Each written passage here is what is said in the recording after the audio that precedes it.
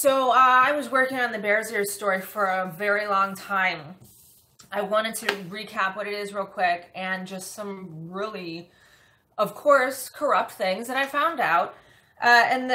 Basically what I'm saying here is that they said that the reduction of the Bears Ears and Grand Staircase Escalante national monuments had nothing to do with the extraction of fossil fuels, yet they absolutely did. And also that I found out that dark money is involved in the form of the Koch brothers. Yes, so definitely fossil fuels are involved. Nothing drastic has happened yet, but it's early. So let me just recap in case you don't know. Monday, December 5th, Trump announced his plan to open up protected federal lands. This was the largest rollback of federal protected lands ever in U.S. history. So he shrunk Bears Ears National Monument in Utah by 80%. That's 1.3 million acres. And Grand Staircase Escalante National Monument in Utah by 50%. Now, Bears Ears and Grand Staircase Escalante was just a beautiful wilderness, a beautiful untouched wilderness. Is that okay if we have some of that in this country? Does everything have to be tapped into and plowed over and cemented over and destroyed for money? Can we just keep some of the land wild and free? Because other things live on this planet besides us, like animals, bugs. Heaven forbid we care about the ecosystem, that we respect it, that we realize just how important all life is, not just the, humans. But here was Trump's narrative. Oh, I'm sorry. And that land had a lot of ancient Native American burial grounds on it, sacred land, something, again, that Trump and his administration wouldn't understand, that something could be sacred, that history could be sacred, that people have a spiritual connection to the earth, and that land is where their ancestors were, and there was literally burial grounds and sacred artifacts on those lands. Can you imagine that? That there would be artifacts somewhere that it wasn't caged in and put in a glass box and you would have to see money, pay money to see it. That something might still exist in this world, as I said, that's wild and free. But a lot of people don't grasp that, and everything should be in a cage or a box and have a price tag. And that's what's happening here. This was Trump's narrative. Now, they're pushing. It's not about the fossil fuel industry at all. It's about the people. It's about the rights. It's about the rights of the Native Americans. Trump said, "Your timeless bond with the outdoors," I have to do it in that voice. "Your timeless bond with the outdoors should not be replaced with the whims of regulators thousands and thousands of miles away. They don't know your land, and truly they don't care for your land like you do. But from now on, that won't matter. I've come to Utah to take a very historic action to reverse federal overreach and restore the rights of your land to your citizens, and restore the rights of this land to the citizens." How did this monument come about? It was the citizens who asked for it to become a monument. It was the citizens who wanted this to happen. The National Monument happened because a coalition of 5 Native American tribes, along with other groups, people who just enjoyed the land, environmentalists, conservation groups, asked Barack Obama to protect the land and to protect the national monument, make it a national monument, and it became a national monument. So again, it was the people who wanted this land protected because the land was getting ruined by ATVs. People didn't care. They were riding ATVs right through the sacred land. A lot of the artifacts were being stolen or just destroyed. If you go on eBay right now, I don't know right now because I think last time I checked was 2 months ago, there was artifacts taken from the sacred land. They are selling them on eBay. So they wanted this land to be protected. But Trump spins it as it's federal overreach, and he's doing this for the people. Ryan Zinke as well. Ryan Zinke was hired by Trump to, what was it called? To review a bunch of national monuments in the United States and see if any of them should be reduced.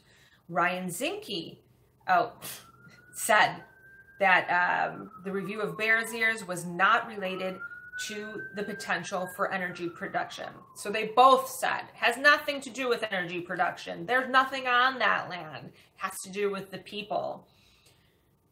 So people who were pro-monument, archaeologists, environmentalists, Native Americans, outdoor industry, nature lovers, people who were against the monument, politicians, hunters, trappers, mining and oil industries, and the Trump administration.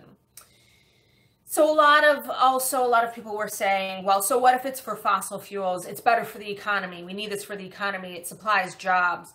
Orrin Hatch, the senator of Utah, was saying, well, it's for the school system.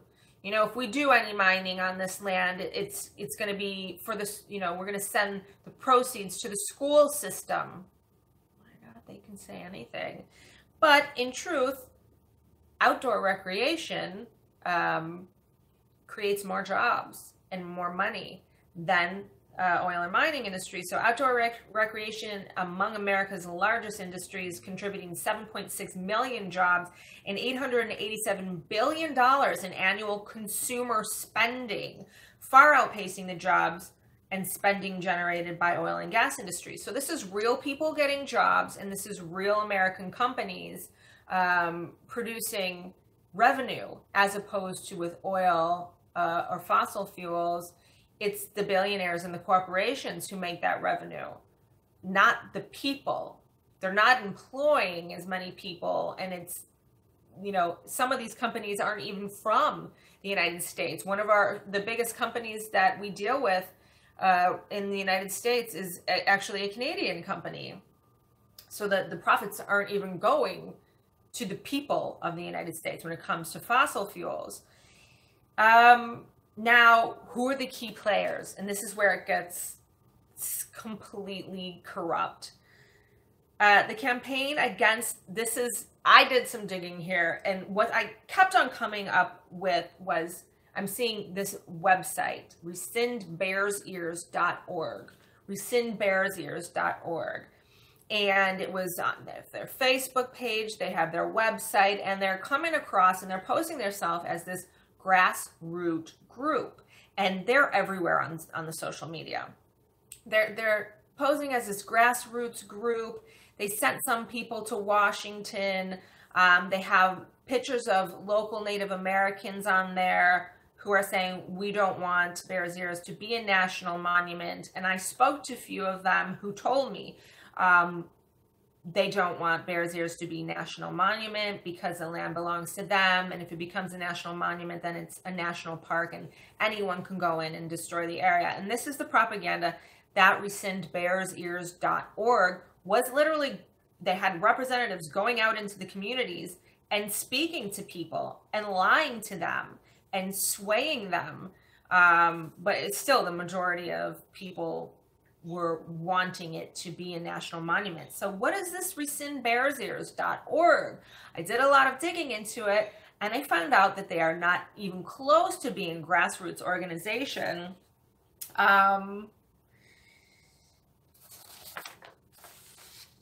So rescindbearsears.org is run by the Sutherland Institute. The Sutherland Institute received a minimum of $1.3 million between 2010 and 2015 from Donors Trust and Donors Capital Fund. Okay, I found this on opensecrets.org.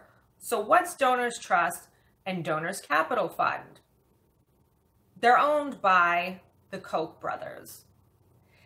Okay, so we have this not at all grassroots group who got $1.3 million from the Koch brothers to make sure that Grand Staircase Escalante and Bears Ears is no longer protected, to make sure that it's no longer a national monument, to make sure that they open up the land for oil, gas, fossil fuels. Coal was on the list. So there you go. Not quite the grassroots corporation group over there. Who else are the main players? You had Andrew Wheeler. Andrew Wheeler was nominated by Trump as the EPA deputy administrator. So I looked into Andrew Wheeler. Andrew Wheeler, turns out that he was previously to being the deputy administrator of the EPA, Environmental Protection Agency. Previous to this, he was a lobbyist for a uranium company called Energy Fuel Resources. He specifically lobbied against Bears Ears being a national monument with the intent to mine uranium. And then Trump nominated him as the Environmental Protection Agency's deputy administrator. According to the federal lobby disclosures, Energy Fuel Resources paid Wheeler's firm $40,000 last April. And so that's a uranium company paid the EPA's deputy administrator's company $40,000 last April. I don't know. Doesn't seem like a conflict of interest. Sorry, my phone cut out, recording cut out, whatever. So then we had a bunch of memos come out a few months ago. Emails came out really showing conversations between the administration and what's his name? Orrin Hatch's office. Orrin Hatch, the senator of Utah, saying 100% that the reason that they took the protection away from these monuments was for fossil fuels. So the New York Times sued the Interior Department to obtain access to 25,000 memos and emails relating to Bears Ears and Grand Staircase Escalante.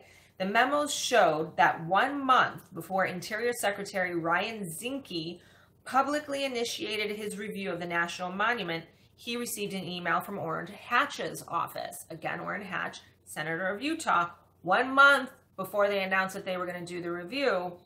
This is what Orrin Hatch's office said. Please see the attached for a shapefile and PDF of a map depicting a boundary change for the southeast portion of the Bears Ears Monument. Adopting this map would resolve all known mineral conflicts.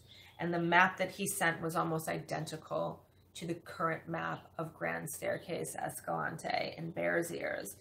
And he says right there, it would resolve all known mineral conflicts. So for them to say that fossil fuels and mining had nothing to do with this, they received this memo about resolve all known mineral conflicts 1 month before they announced that they were doing the review. Many memos specifically asked Interior staff to prepare reports on each national monument, emphasizing the need to examine in detail annual production of coal, oil, gas, and renewables on site, amount of energy transmission infrastructure on site. Yet they said that it had nothing to do with fossil fuels, oil, gas, coal, or uranium. But 1 month prior to the announcement being made, these messages were sent out. In response, maps were returned showing all coal, uranium, gas, and oil sites in and around the National Monument, along with written summaries of where coal or gas or oil was found. For example, quote, the Kaiparowitz Plateau, located within the monument, contains one of the largest coal deposits in the United States. An Interior Department memo said about 11.36 billion tons are technologically recoverable. This is what one of the memos said. Another, so, I mean, they all went on like this. Zinke announced his intent to review Bears Ears and publicly said it was not related to potential for energy production. He said that the agency's own surveys showed that there was not a great deal of potential there. He said that their own surveys showed that there was not a great deal of potential there yet. Thank you, New York Times, for suing and coming out with these memos that had map after map after map showing the national monuments and exactly where each different thing was located. This one was gas, all located here. This one's, you know, uranium. This one's oil. It was all there. So they lied. They lied to the public when they said that it had nothing to do with oil, gas, fossil fuels. So as of February, maybe the 1st, I'm not sure, but February of this year, the land did become open for the public and is open for the public to purchase now. And it's something insane. Like, it's like old school. I gotta get off. Anyways, you go out to the land, you take a stick and you stake the land that you want, and it's like $250 per, you know, a certain amount of land. So we'll see what happens.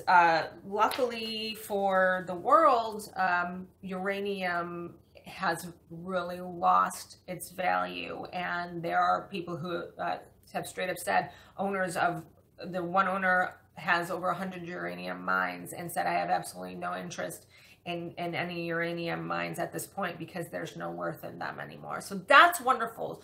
So the more that we push renewables,